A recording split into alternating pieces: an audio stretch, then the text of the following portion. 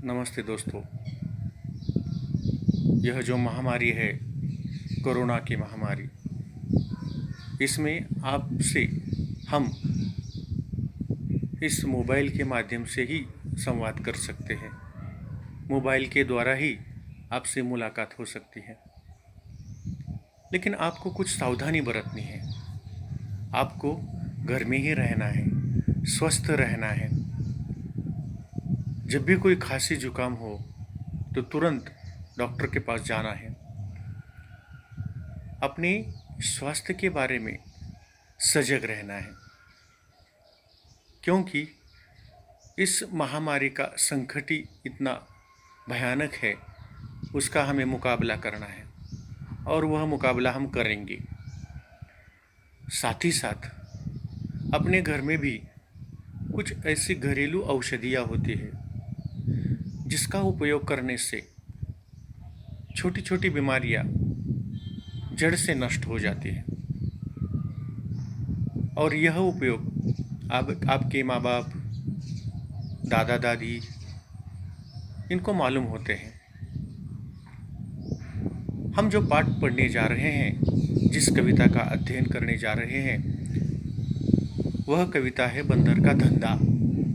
यह बंदर किस तरह का धंधा करता है, कौन सा धंधा करता है, इसके बारे में हमें जानकारी लेनी है। मैंने पहले ही आपको कहा कि आपके स्वास्थ्य के बारे में जानकारी लीजिए, आपका स्वास्थ्य का ख्याल रखिए, डॉक्टर के पास जाइए। लेकिन ये बंदर भी एक डॉक्टर ही है और उसके पास कौन कौन से मरीज आते हैं और वह बंदर उन्हें कौन सी जानकारी देता है, कौन सी दवा देता है, उनसे कितनी फीस लेता है, इसका भी रोचक ढंग से यहाँ पर वर्णन किया है। तो नरेंद्र गोयल जी ने इस कविता में इस बंदर के बारे में जो भी कुछ लिखा है वह तो हम देखेंगे ही, उसके साथ ही साथ हम नरेंद्र गोयल जी का परिचय भी देखेंगे कि पाठ कविता जो 5वीं है, बंदर का धंधा, इस बंदर का धंधे में बंदर किस प्रकार का धंधा करता है और नरेंद्र गोयल जी का परिचय संक्षिप्त में हम जानेंगे। नरेंद्र गोयल जी का जन्म 21 अक्टूबर 1963 में पिलखुवा, यह पिलखुवा कहाँ पर है तो गाजियाबाद में। और यह गाजियाबाद कहाँ है? उत्तर प्रदेश में। तो इनका जन्म गाजियाबाद जिले के पिलखुवा गांव में हुआ 21 अक्टूबर 1963 को। अब वो देखिए उनकी रचनाएं कौन कौन सी हैं। उनकी रचनाएं है गीतमाला, गीत गंगा, गीत सागर, झूला झूले, चिन चिन चिड़िया आदि उनकी रचना है। यह नरेंद्र गोयल जी का संक्षेप में हम अगर परिचय जानेंगे तो किस प्रकार का परिचय है उनका कि नरेंद्र गोयल जी बाल मनोविज्ञान के ज्ञाता जाने जाते हैं। बाल मनोविज्ञान, बालकों का मनोविज्ञान, उनके वे ज्ञाता हैं। उन्होंने बालोपयोगी बहुत सारी रचनाएं हिंदी जगत को दी है। बालोपयोगी जो भी रचनाएं हैं वह उन्होंने हिंदी जगत में दी है। अब इस कविता में उन्होंने क्या कहा है इस बंदर के बारे में, इस कविता का सार क्या है संक्षेप में। तो कविता में कवि ने वनौषधियों द्वारा, जंगल की जो औषधियाँ होती है, वन की औषधियाँ होती है, उनके द्वारा पारंपरिक उपचार जो पहले ज़माने में, अभी गोलियां निकली है, इंजेक्शन निकला है, आदि कई उपचार निकले हैं, लेकिन इसके पहले वनौषधियाँ थी, जंगल में प्राप्त होने वाली औषधि थी। और उसके प्रभावों से हास्य के माध्यम से उन्होंने इस कविता पर प्रकाश डाला है। उनका प्रभाव क्या है, जो वनौषधि है उन वनौषधियों का प्रभाव क्या है, इसके बारे में कवि ने यहाँ पर संक्षेप में चित्रण किया है। देखिए वह चित्रण किस तरह का है।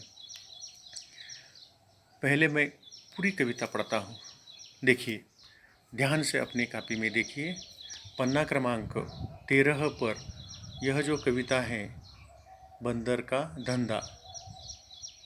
हाथ लगा बंदर के एक दिन, टूटा फूटा आला। झट बंदर ने पेड़ के नीचे कुर्सी मेज ला डाला।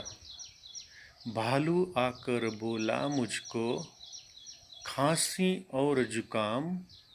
बंदर बोला तुलसी पत्ते, पीपल की जड़ थाम। पानी में तुम इन्हें उबालो, सुबह शाम को लेना। खांसी जब छू मंतर होए, फीस तभी तुम देना। बिल्ली बोली मुझको आया 104 बुखार। मैं शिकार पर कैसे जाऊं, जल्दी इसे उतार। बंदर बोला रस गिलोय का। बंदर ने क्या कहा? बंदर बोला रस गिलोय का, 3 बार तुम पीना। कल से ही तुम डांस करोगी, इना मीना डीना। तभी लोमड़ी आकर बोली, चिकना सुंदर मुझे बनाओ। मैं ही दिखूं सबसे सुंदर, ऐसी बूटी लाओ। बंदर बोला घी कुंवार, तुम दोनों समय लगाओ। चमकेगा कुंदन सा चेहरा, फीस मुझे दे जाओ। चल निकला बंदर का धंधा, अब वह मौज मनाता। अच्छी अच्छी जड़ी बूटियाँ जंगल से वह लाता। देखिए बच्चों, इस कविता में यह जो बंदर है, इस बंदर के हाथ में कुछ एक ऐसी वस्तु मिली है जिसके कारण उन्होंने या उसने, उस बंदर ने यह धंधा शुरू किया है। तो पहली पंक्ति को देखेंगे कि हाथ लगा बंदर के एक दिन, टूटा फूटा आला।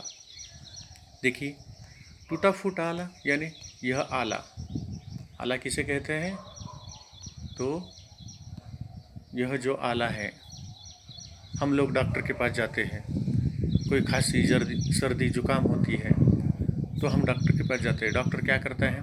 पहले उसके पास यह वस्तु होती है, यह यंत्र होता है, और इससे हमारे अंदर की जानकारी, शरीर के भीतर क्या चल रहा है, उसकी धड़कन कैसी है, उसकी सांसें कैसी चल रही हैं, उसकी हृदय की आवाज़ कैसी होती है, हृदय की जो धड़कन है वह ठीक चल रही है या नहीं, इसके बारे में देखता है। तो आला को क्या कहते हैं? सबसे पहले एक एक शब्द का अर्थ लेंगे हम। आला का हिंदी में अर्थ है शरीर के भीतर उत्पन्न ध्वनियों को सुनने का यंत्र। शरीर के भीतर यानी अंदर जो ध्वनियाँ उत्पन्न होती है और वह सुनने का यह यंत्र है। आला का वाक्य में प्रयोग कैसे कर सकेंगे हम? प्रायः सभी डॉक्टर गले में आला लटकाए रहते हैं। डॉक्टर के गले में यह आला लटकाए हुए होता है। तो इसे हम इसका समानार्थी अर्थ देखेंगे, समानार्थी शब्द। इसे हम परिश्रावक या स्टेथिस्कोप इस तरह भी कह सकते हैं। अब देखिए, उसने क्या कहा?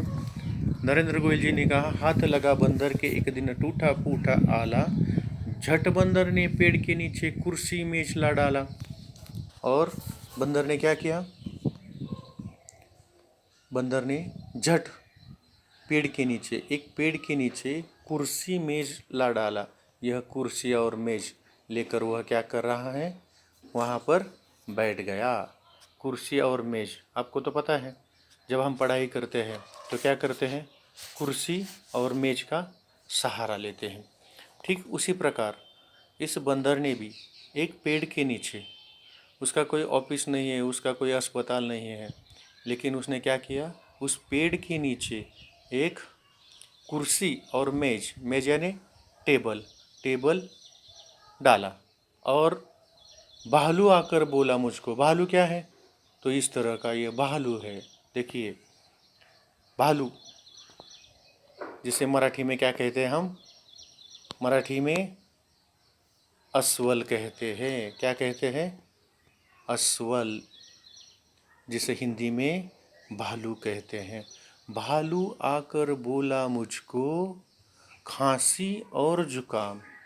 और इस भालू ने क्या कहा कि मुझे जुकाम हो गया है, मुझे सर्दी हो गई है और खांसी भी आ रही है। लेकिन यह कोरोना वाली खांसी नहीं है, कोरोना वाला जुकाम नहीं है। उसे हर बार की तरह थोड़ी सी खांसी। देखिए बच्चों, हम भी कई बार सर्दी जुकाम के शिकार हुए हैं। लेकिन अब थोड़ी सी सावधानी बरतनी चाहिए, क्योंकि सर्दी जुकाम, साधारण सर्दी जुकाम हो तो उससे कुछ नहीं होता। लेकिन ये जो वायरस है, कोरोना का वायरस, यह सर्दी जुकाम के जरिए ही आता है। इसे घबराना नहीं, इससे आप मत घबराइए, इसका मुकाबला कीजिए। आपको सर्दी ही ना हो जाए, आपको जुकाम ही नहीं हो जाए, इसलिए आपको क्या करना है, अपने स्वास्थ्य का ख्याल रखना है, अपनी अंदरूनी शक्ति बढ़ानी है। आपको इतनी अंदरूनी शक्ति बढ़ानी है कि ताकि आपको इस सर्दी जुकाम की कोई तकलीफ ही न पहुँचे। और सबसे पहले महत्वपूर्ण बात यही है कि आप अपने घर से बाहर मत निकलिए। लेकिन यह भालू, इस भालू को क्या हुआ है? इस भालू को हुआ है खांसी और जुकाम। तो भालू ने आकर बोला बंदर को कि मुझे खांसी और बुखार यानी खांसी और जुकाम हुआ है। जुकाम यानी थोड़ा सा बुखार, हल्का सा बुखार। तब बंदर ने क्या कहा उसे बंदर ने देखा और कहा तुलसी के पत्ते। अब तुलसी क्या होती है? देखिए, तुलसी के पत्ते, यह तुलसी आपके घर के सामने होती है। इस तरह की तुलसी आपके घर के सामने, आपकी माँ इसकी पूजा करती है, इसे दीपक जलाती है, इसे अगरबत्तियाँ जलाती है, इसके हर रोज पूजा करते हैं। तो तुलसी का उपयोग क्या है? यह तुलसी वनौषधि है। भगवान परमात्मा पांडुरंग को यानी पंढरपुर के विठल को, श्री कृष्ण को यह तुलसी बहुत प्रिय है। लेकिन इसके तुलसी के उपयोग क्या है? देखिए, तुलसी के उपयोग किस प्रकार है। तो तुलसी के फायदे क्या होते हैं? तुलसी हमारे दिमाग की कार्यक्षमता बढ़ाने में सहायक होती है। हमारी दिमाग की कार्यक्षमता बढ़ानी चाहिए जो भी पढ़ाई करते हैं, लेकिन हमारे ध्यान में ही कुछ नहीं रहता, हम भूल जाते हैं क्योंकि दिमाग की कार्यक्षमता कम है।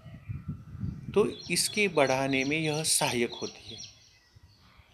और उसका दूसरा उपयोग, सिर दर्द से आराम दिलाती है। अगर आपको सिर दर्द है तो यह सिर दर्द कम करती है, आराम देती है। खांसी को जल्दी ठीक करती है। अगर आपको खांसी है तो यह तुलसी आपके खांसी को जल्दी ही ठीक करती है। डायरिया हो, अगर पेट की मरोड़ हो, तो इस डायरिया में और पेट की मरोड़ में भी हमें आराम दिलाती है। पीलिया के इलाज में भी फायदा पहुंचाती है। पीलिया, जिसे हम मराठी में क्या कहते हैं, कावीड़। तो कावीड़ यानी पीलिया की इलाज में भी इसका फायदा होता है।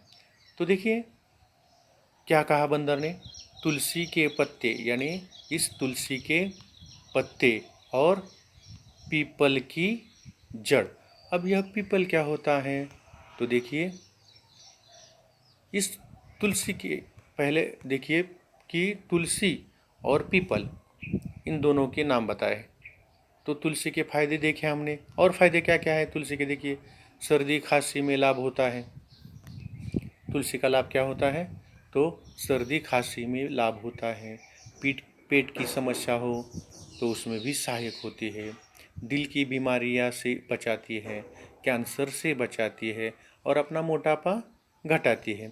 इस प्रकार की इस तुलसी की उपयोगिता है। अब देखिए बच्चों, बंदर ने तुलसी के साथ साथ पीपल का भी यहाँ पर उल्लेख किया है। तो पीपल की जड़ थामने के लिए कहा। यह पीपल क्या होता है? देखिए पीपल क्या होता है, तो इस तरह का यह पीपल का पेड़ होता है। देखिए पीपल का पेड़ किस तरह का होता है, इस तरह का पीपल का पेड़ होता है। और उसकी जड़, जड़ यानी मूल, तो इसकी मूल को यानी पीपल के मूल को, मूल की दवा लेने के लिए कहा है उन्होंने। तो इस पीपल की जड़ और तुलसी के पत्तों को क्या कहा है उन्होंने, तो पीपल के फायदे क्या, पीपल के पत्ते ऐसे दिखते हैं, देखिए आपने, इस तरह पीपल के पत्ते दिखते हैं। तो ठीक है, पीपल के पत्ते, तो पीपल के पत्ते और इस पीपल के पत्ते को नहीं, तो पीपल के जड़ का इस्तेमाल करने के लिए कहा है। पहले हम क्या, उसने क्या कहा पहले कि तुलसी के पत्ते और पीपल की जड़, इन दोनों को तुम क्या करो, पानी में उबालो, पानी में उबालने के लिए कहा है। देखिए बच्चों, आज हमने किस की जानकारी ली, तो पहले हमने बंदर की भी जानकारी ली, उसके बाद उसके हाथ में क्या मिला, एक आला मिला, और आला के बाद क्या किया उसने, कुर्सी और मेज उस पेड़ के नीचे डाला और उसने अपनी दुकान शुरू की। तो उसके पास पहले कौन आया, भालू आया, और उसने क्या कहा कि खांसी और जुकाम है। तो बंदर ने उसे एक सलाह दी, तुलसी के पत्ते और पीपल की जड़। तो वह किस प्रकार लेते हैं, इस पीपल का महत्व किस प्रकार का है, इस पीपल का भी महत्व है। हमने तुलसी का महत्व देखा, पीपल की जो विशेषता है वह हम अगली तासिका को देखेंगे। तुलसी की विशेषता देखी, अब हम पीपल की विशेषता देखेंगे, लेकिन वह कब देखेंगे, अगली तासिका को। तब तक के लिए विश्राम लेते हैं। धन्यवाद।